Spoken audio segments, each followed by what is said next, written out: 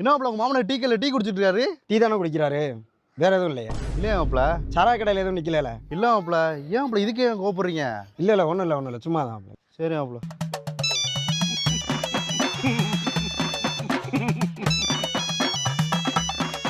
Hello, என்ன உங்க மாமா இங்க டீ கடையில நின்று டீ குடிச்சிட்டு இருக்காரு? டேய் டீ தானே குடிச்சிட்டு இருக்காரு, இதுல உனக்கு எதுவும் பிரச்சனையா? இல்ல ஏன்னா யார் டீ குடிச்சாலும் எனக்கு தான் போன அடிச்சு சொல்லுவியா? இல்ல மாப்பிள்ள, உங்க மாமனார் ரெண்டு டீ குடிச்சிட்டு இருந்தாரு, அதே உனக்கு சொல்லலான்னு கால் பண்ணேன். டீ தானே குடிக்கிறாரு, குடிக்கணும் நல்லபடியா வை.